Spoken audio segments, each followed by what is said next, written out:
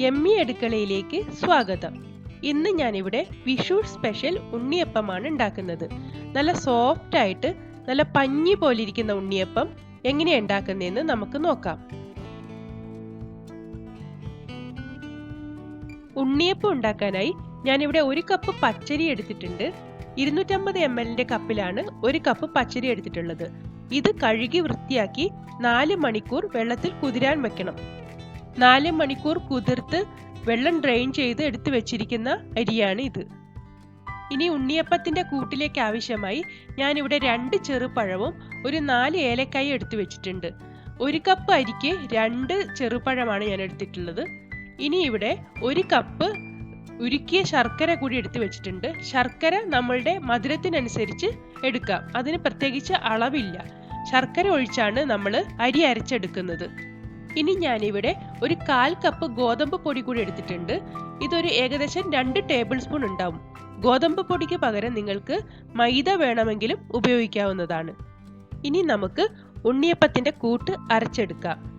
കുതിർത്ത് വെച്ചിരിക്കുന്ന അരി ഞാൻ ഈ മിക്സി ജാറിലേക്ക് ഇടുവാണ്. ഇതിന്റെ കൂടെ നമ്മൾ എടുത്തു വെച്ചിരിക്കുന്ന 4 ഏലക്കയുടെ അരി കൂടെ ഇട്ടിട്ടുണ്ട്. 2 ചെറുപഴം നുറുക്കിയതും കൂടെ അതിലേക്ക് ഇട്ടു. എല്ലാം ഒരുമിച്ച് തന്നെയാണ് ഇട്ട് അരച്ചെടുക്കുന്നത്. ഇതിലേക്ക് അരയാൻ ആവശ്യമായിട്ടുള്ള ശർക്കര പാനി കൂടി ഒഴിച്ചു കൊടുക്കാം. നമ്മൾ ഇതിൽ വെള്ളമല്ല ഒഴിക്കുന്നത്, ശർക്കര പാനി ഒഴിച്ചാണ് അരച്ചെടുക്കുന്നത്. അരച്ചെടുത്തിരിക്കുന്ന മാവ് നമുക്കൊരു പാത്രത്തിലേക്ക് ഒഴിക്കാം. കുറച്ച് തരിയോട് കൂടി വേണം നമുക്ക് അരച്ചെടുക്കാൻ വേണ്ടി. ഇനി ഇതിലേക്ക് നമ്മൾ എടുത്തു വെച്ചിരിക്കുന്ന ഗോതമ്പ് പൊടി കൂടി ചേർക്കാം.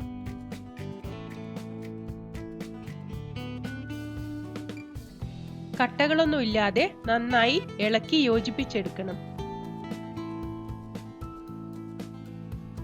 ഇപ്പൊ ഗോതമ്പ് പൊടിയെല്ലാം നന്നായി യോജിച്ച് വന്നിട്ടുണ്ട്. ഞാൻ ഇതിലേക്ക് കുറച്ചുകൂടി മധുരത്തിനായി ശർക്കരപ്പാനി ചേർക്കുന്നുണ്ട്. നിങ്ങൾക്ക് നിങ്ങളുടെ ആവശ്യത്തിനനുസരിച്ചിട്ടുള്ള ശർക്കരപ്പാനി ചേർക്കാവുന്നതാണ്. ഒരു ദോശമാവിന്റെ പരുവത്തിൽ വേണം നമ്മൾ ഇത് കലക്കിയെടുക്കാൻ വേണ്ടി. ശർക്കര കറക്റ്റ് പാകമാണെങ്കിൽ ബാക്കി നിങ്ങൾ വെള്ളം ഒഴിച്ച് ഒരു ദോശമാവിന്റെ അയവിൽ കലക്കിയെടുക്കാവുന്നതാണ്. ഉണ്ണിയപ്പത്തിന്റെ കൂട്ട് റെഡിയായിട്ടുണ്ട്. നമ്മൾക്കിതൊരു 1 മണിക്കൂർ ഫെർമെന്റ് ചെയ്യാൻ വേണ്ടി മാറ്റിവെക്കാം.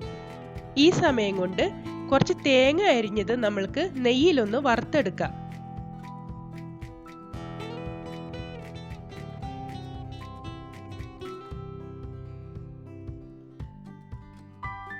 ഇപ്പോ തേങ്ങയെല്ലാം നന്നായി വഴന്നു വന്നിട്ടുണ്ട്.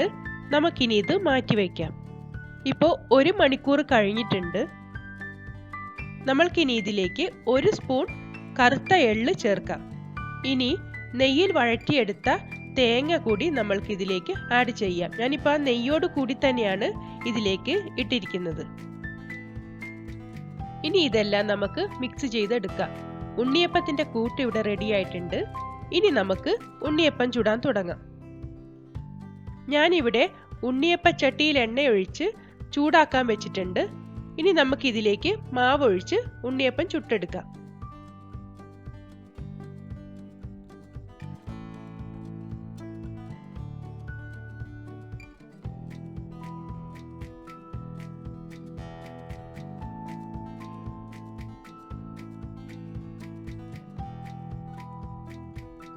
ഒരു ഭാഗം വെന്ത് കഴിയുമ്പോൾ നമ്മൾക്ക് തിരിച്ചിട്ട് കൊടുക്കണം.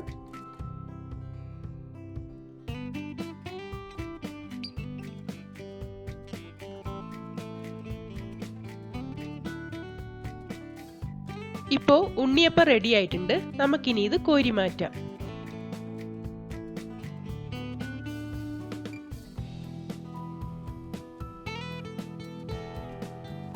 ഒട്ടും എണ്ണ കുടിക്കാത്ത നല്ല സോഫ്റ്റ് ആയിട്ടുള്ള ഉണ്ണിയപ്പം ഇവിടെ റെഡി ആയിട്ടുണ്ട്. നിങ്ങൾ എല്ലാവരും ഒന്ന് ട്രൈ ചെയ്ത് നോക്കണം.